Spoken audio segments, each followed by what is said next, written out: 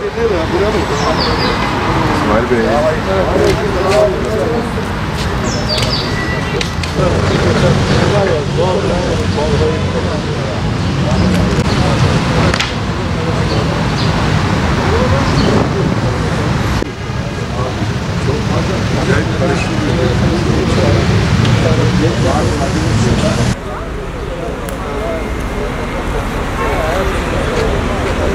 Peki, senin damın nerede?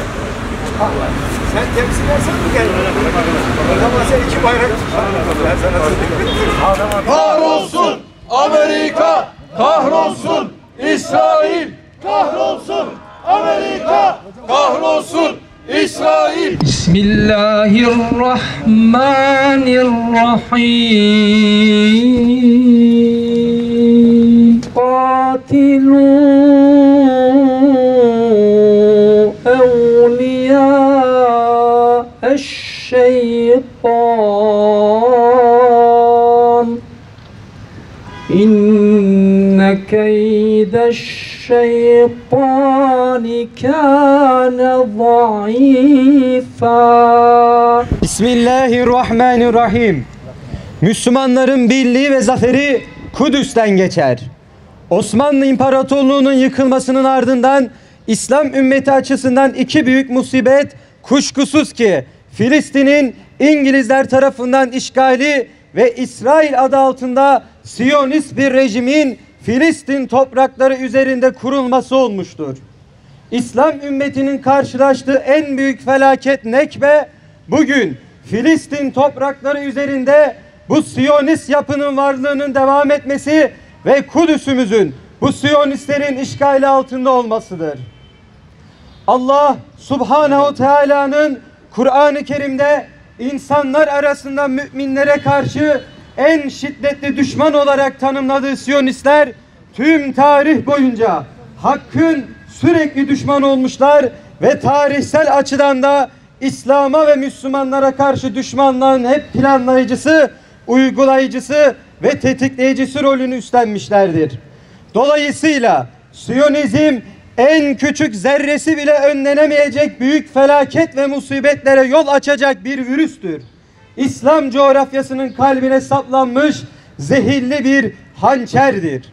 Bu kanser uru tamamen ortadan kalkmadıkça, denizden nehire bütün Filistin özgürleşmedikçe, dünya Müslümanları özgür Kudüs'te namazları kılmaya başlamadıkça İslam ümmetinin izzete kavuşması ve başını doğrultması asla mümkün değildir.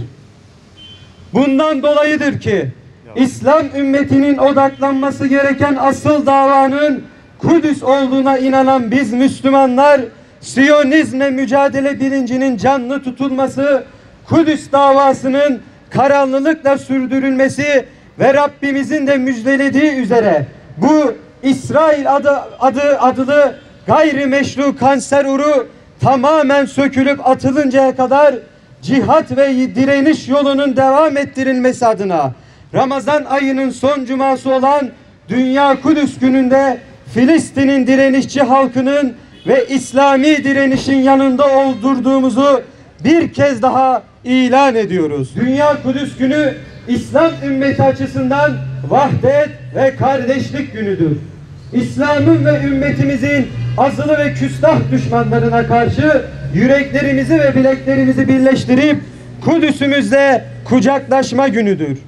Kudüs günü İslam'ın mübarek ve mukaddes kıldığı topraklar üzerinde hiçbir gayrimeşru yapının duramayacağını, Filistin halkının vatanlarından, haklarından, özgürlüklerinden ve onurlarından mahrum bırakılmasının kesinlikle kabul edilemeyeceğini ve mukaddesatımızın Siyonistlerin çizmesi altında çiğnenmesine göz yumulmayacağını haykırmanın günüdür. Kudüs günü özgür Kudüs için Allah Subhanahu Teala ile ahitleşme ve Kudüs'ümüzün özgürlüğü uğruna kurban sunduğumuz tüm şehitlerimizle misakımızı tazelemenin günüdür. Bizler dünyanın hangi ülkesinden ve beldesinden olursak olalım, hangi kavme ve hangi mezhebe, hangi cemaate mensup olursak olalım, Kudüs'ü hepimizin atan bir kalbi olarak biliyor ve her zaman Kudüs'le birlikte doğruluyoruz. Zira Kudüs bizim için hem vahdet hem kardeşliğimizin hem izzet ve zaferimizin teminatı, kurtuluşumuzun kapısı ve hak yolda yürüyüşümüzün pusulasıdır. Doğru yolda yürüyüp yürümediğimizin göstergesi Kudüs davasına olan bağlılığımızla ölçülür. Kudüs'e bağımız gevşedikçe Kudüs'ü unutup başka konulara ve gündemlere boğulunca Kudüs'ü özgürleştirme mücadelesini bir kenara bırakıp yapay kavgaların ve çatışmaların içine girdikçe doğru yoldan saptığımızı rahatlıkla anlayabiliriz. Bu cihetle Hazreti İbrahim'in Nemrut ile, Hazreti Musa'nın Firavun ile ve Hazreti Resul-i Ekrem Efendimizin Ebu Cehil ile savaşının günümüzdeki karşılığı emperyalizm ve Siyonizme karşı mücadele eden Kudüs direniş cephesidir. Kudüs cephesi sadece Siyonist işgal altındaki Filistin topraklarını özgürleştirme mücadelesi değil, aynı zamanda ümmetin gönül cephesidir. Kudüs cephesi kardeşlik ve vahdet cephesidir. Kudüs cephesi bilinç ve basiret cephesidir. Bunun içindir ki küresel emperyalizme ve Siyonizmin İslam ümmeti üzerinde oynadığı oyunların da merkezinde hep Kudüs olmakta, Müslümanları Kudüs'ten koparıp uzaklaştırmak için oyun üzerine oyunlar oynamakta, planlar üstüne planlar yapmakta, Kudüs davasını ortadan kaldırmak için ittifaklar kurmakta, savaşlar çıkarmakta, kanlar dökmekte ve özellikle de Müslümanlar arasındaki bağı koparmaya çalışmaktadırlar. Bu oyunların ve ihanetlerin en büyük karşımızda 100 yılın anlaşması adı altında durmaktadır. Filistin'in tamamına yakınını Siyonistlerin işgaline ve sultasına bırakıp Kudüs'ü Siyonist rejimin bölünmez ebedi başkenti olarak gören ve Filistinlilerin vatanlarına dönme hakkını tamamen ortadan kaldıran bu plan ne yazık ki ümmetin gereken tepkiyi ortaya koyamamasıyla adım adım uygulanmaya devam etmektedir. Öyle ki Siyonist rejimin Golan Tepeleri ve Kudüs'ü ilhak kararının ardından şimdi de Batı Şeria'yı ilhak etme planı gündeme gelmiş ve bu konuda Amerika ile ortaya çalışmalar başlatılmıştır. Tüm toprakları üzerinde Siyonist işgalin varlığı İslam ümmeti açısından ne kadar büyük bir felakete, İslam dünyasında Filistin topraklarını Siyonist işgalcilere satan ve pazarlayan hain rejimlerin ve yöneticilerin varlığı da en az o kadar büyük bir musibettir. Nitekim Camp David anlaşmasıyla başlayan ve her geçen zaman Siyonist rejimle ilişkileri normalleştirme ve Siyonist azgınlığa meşrutiyet kazandırma yolunda adımlar atan bu işbirlikçi rejimler 100 yılın anlaşması denilen utancın ve ihanetin en büyük parçası da olmuşlardır. Filistin halkının haklı ve meşru mücadelesine terör damgasını vuracak kadar, Filistin'in kahraman mücahitlerini zindanlara atacak kadar ve Filistin halkını en ağır ve insanlık dışı şartlarda muhasara altında yapayalnız bırakıp Siyonist saldırılara lojistik destek verecek kadar alçalan bu rejimlerin şimdi de bu terör rejimi ile askeri, siyasi ve ekonomik her alanda işbirliğine ve ittifaka gerçekte kendilerinin emperyalizm ve Siyonizmin ne kadar kölesi olduğunu göstermektedir.